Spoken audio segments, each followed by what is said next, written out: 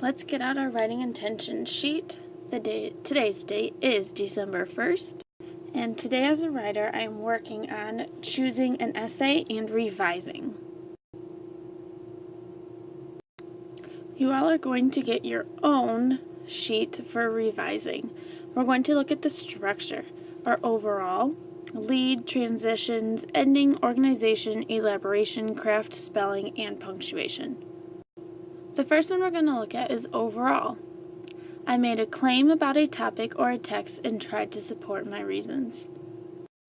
Going through the checklist for the first one, overall, you're going to read your whole essay and check to see if you made a claim about a topic or the text that you support your reasons. Then you're going to check not yet, starting to, or yes. The next thing on the checklist is the lead. I wrote a few sentences to hook my readers, perhaps by asking a question, explaining why the topic mattered, telling a surprising fact, or giving background information. I stated my claim. For this one, I'm going to read my lead. I used to think that the teachers my children have in school would make or break them.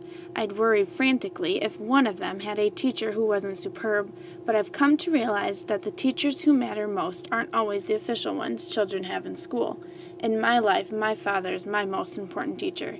He taught me. So as I look back, I noticed that I said I was telling a surprising fact right about in the beginning, and right after here I don't have my claim, but this is where I would fill in for what my claim was with the reasons.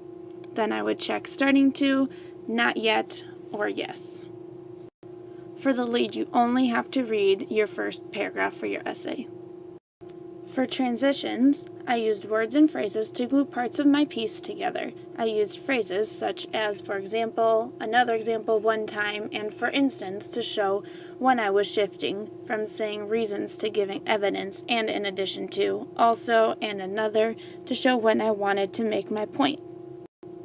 For transitions, again, you're going to use the key words and read your whole essay to figure out how your transitions are, and then use the checklist to figure out if you haven't started yet, starting to, or yes.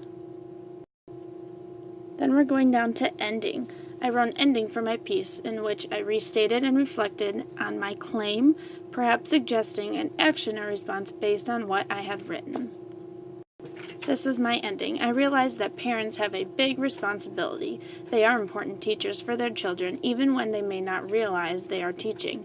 This makes me wonder what my own children will say I have taught them. I hope I have been as good a teacher for them as my father was for me.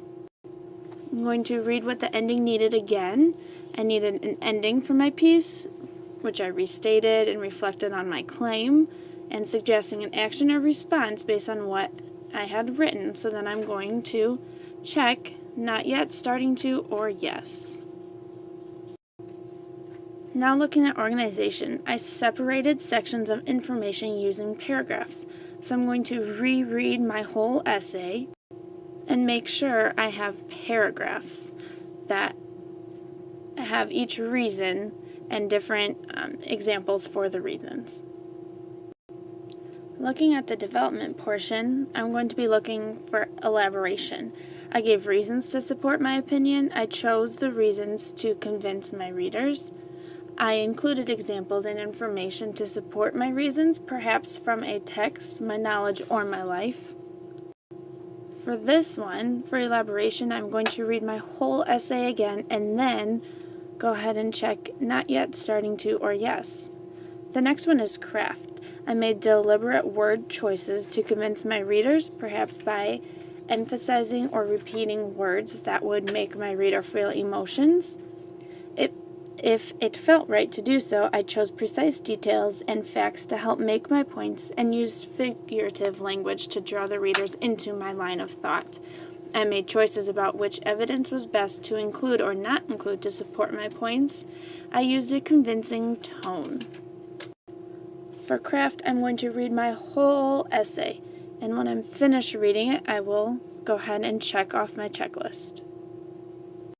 And for the last section is spelling and punctuation. For spelling, I used what I know about word families and spelling rules to help me spell and edit. I use the word wall in dictionaries to help me when needed. Again, for spelling, I'm reading my whole essay very, very slowly and looking for words that might be a little bit tricky and circling them if I realize that I misspelt a word, and then try to figure out how to spell it. And for punctuation is when writing long, complex sentences, I use commas to make them clear and correct.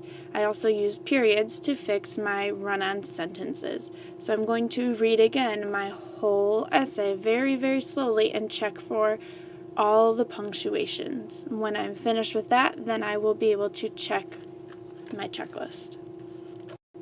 Writers, the checklist that you have gotten was for the 4th grade. If you're up for the challenge, you can try and use the 5th grade checklist, which is a little bit more challenging, but if you are up for it, you may go ahead and try this checklist as well. Okay, writers, let's get straight to work.